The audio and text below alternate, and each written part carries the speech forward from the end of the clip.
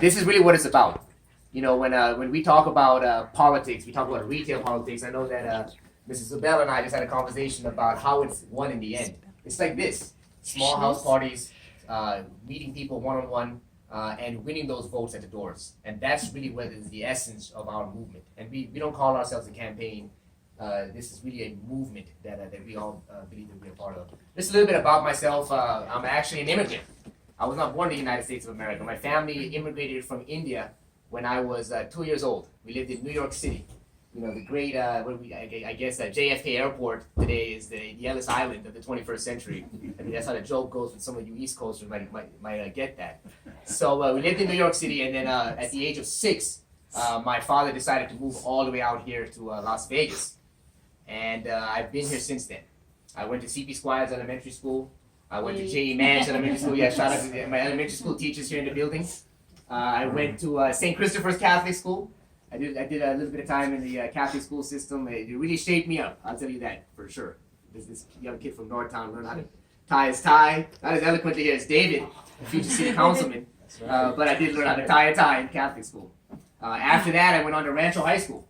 At Rancho, I was a 3-sport athlete. I played soccer. I captained the soccer team, and played basketball.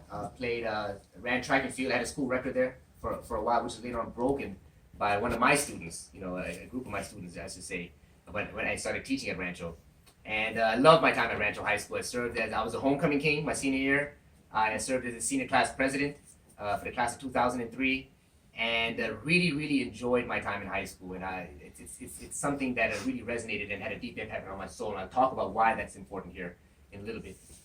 So after graduating from Rancho, I went on to CSN, the community college. Back then it was called CCSN. Some of my old school Las Vegas will remember that. The Community College of Southern Nevada. Yep. And while I was at CSN, that first semester, I enlisted in the Marines. And if you guys remember, this is 2003, 2004. There was a lot going on in the world, in the Middle East, especially at that time. And there was so many of my friends. And I grew up in an immigrant community, the corner of Civic Center in Lake Mead. And so many of my friends were signing up with the Marines, with the Army, the Navy, the Air Force. And my dad had always told me that this is the greatest country in the world. I love America. I'll just say it straight up. I deeply love this country. And this country has given my family everything. I come from a country now, India, that is, again, faced with some of the greatest global poverty that you can imagine. If any of you guys have been to Asia or Africa and seen the poverty there, it's something that really just opens up your mind and gives you an entirely new perspective on the concept of poverty. I mean, it's one of those, and I've seen this, I've lived it.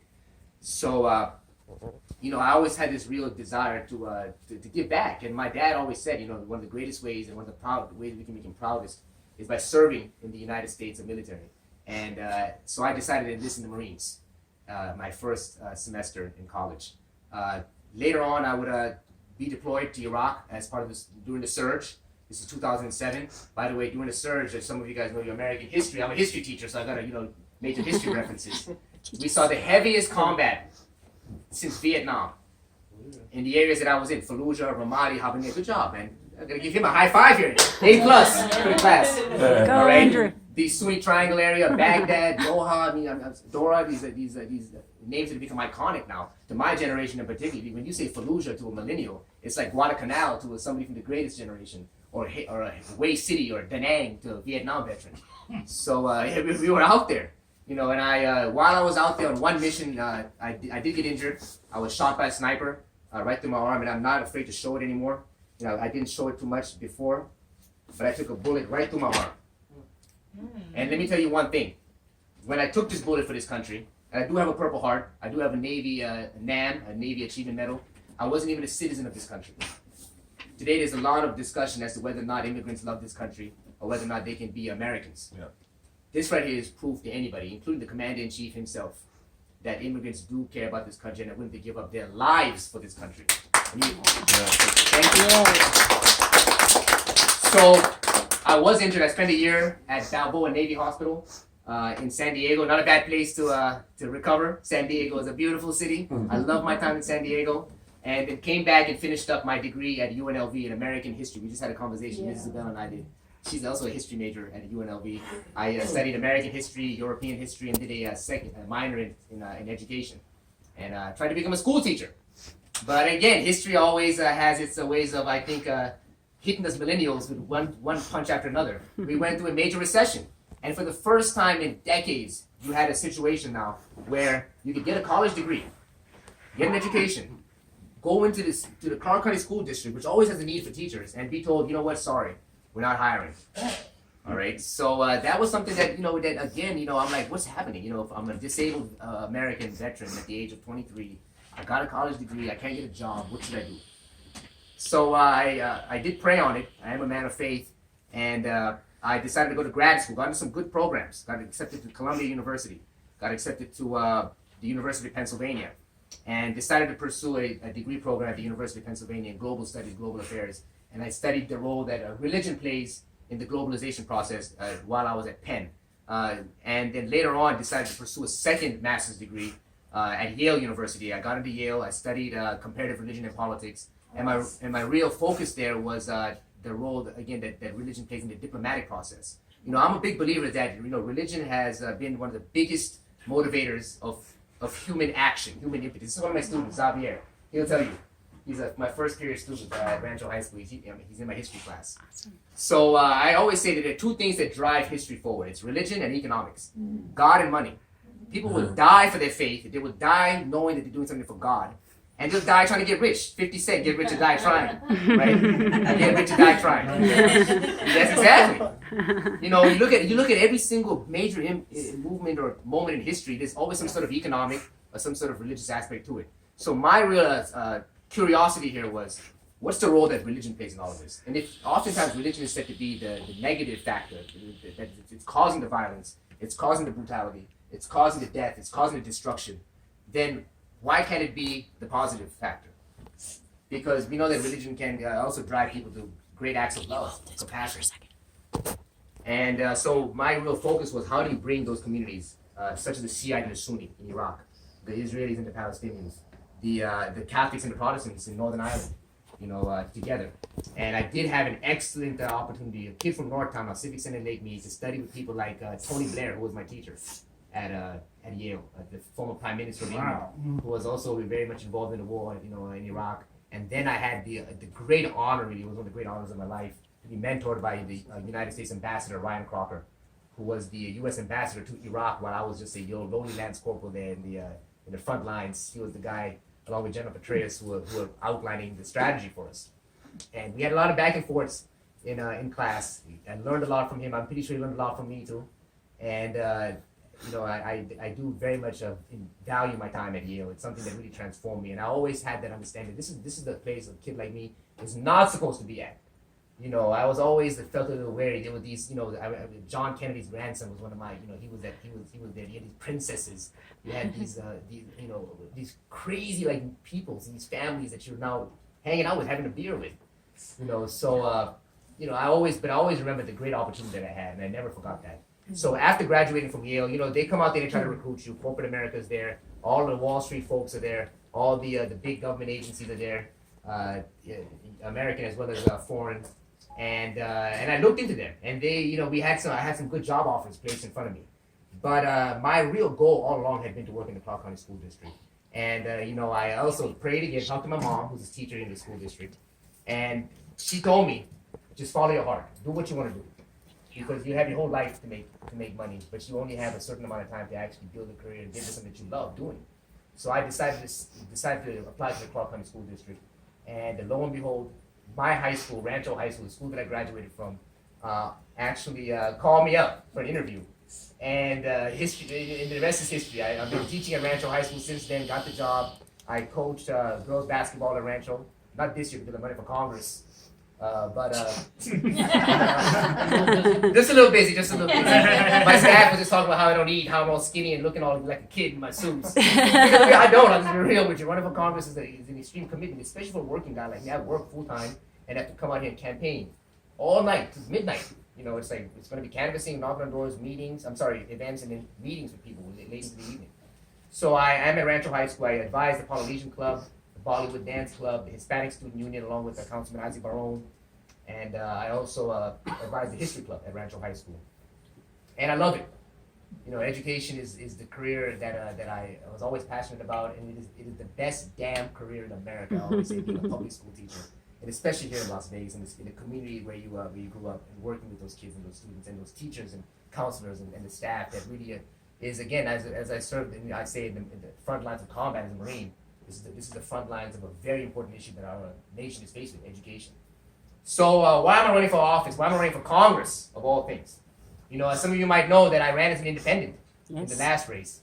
And it was the most successful independent campaign in Nevada history. And this is, again, coming from a kid. Back then, it was 31 years old. They call me the kid. I'll embrace that. 31-year-old's not supposed to be running for Congress, with no political party backing. Not one big donor, not one elected official endorsing us. None of that. We were able to get out there and build a movement, an organic movement that resonated with people. And in the end, we ended up winning 14,000 votes, 7.4% of the vote. At one point, we were at 15 to 16% in the polls, which is a big deal now, a huge deal. Bernie Sanders used to say when he first ran, he got 0.5%, 2%, 3%. That's what independents get. But we ended up, again, with 7.4%. And I'm very proud of it. And it was really because of our staff, our all volunteer staff, who were able to make that, and dozens of people who came out and knocked on those doors for us. So I was very proud of that. And I'm running as a Democrat this time around because I took heed to that message that was put out there by Tom Perez, Keith Ellison, these folks now who said, hey, look, you independents, you millennials, 40% of millennials in this country are unregistered voters. We're independent because we just feel as if the parties, both of them, have screwed us. Mm-hmm. I'll be real with you. My generation, the millennials, came of age in the 2000s. Anybody who's a millennial is roughly identified as somebody born between the years 1980 and the year 2000. We came about, in a decade now that was just robbed with instability. We started a decade off with 9/11. We started a decade off with starting a war in Afghanistan. The year I graduated from high school, we invaded Iraq. My generation, the millennials, were the boots on the ground who fought that war, and who are still fighting that war today. The longest war in American history, the global war on terrorism, it's still ongoing. It's my generation that's out there every day, and I think about them every night. So we went through that. We went through the Great Recession, the greatest economic calamity we have seen since the Great Depression. All right, 1/4 of America out of work. 50% of some communities, the African American community, 55% of black males are still without a job in this country, without a decent job that's paying a living wage. A vestige now of the Great Recession. You could be in a situation where, like myself, I got good grades in school, I served this country, I got an education, but when I go and enter the job market, I can't get a job. Why? Because the recession is in a tumult. And what do we hear in the back of our heads? Oh, it's George Bush, it's Barack Obama, it's all these different people. It's the politics. And there's no attempt really to come together to make something happen. So I decided to, and I was very, very much caught up by the Barack Obama campaign. I was out there knocking on doors. My brother was a precinct captain in 2008. I was very involved in the Democratic Party. My brother was an extern for Catherine Cortez Masto when she was the Attorney General. Served with Harry Reid's administration. Very, very involved. But again, I felt as if this corporatism, this elitism was something that didn't benefit me. And let's not even talk about immigration reform and how I believe that it was just the wedge issue by the Democrats.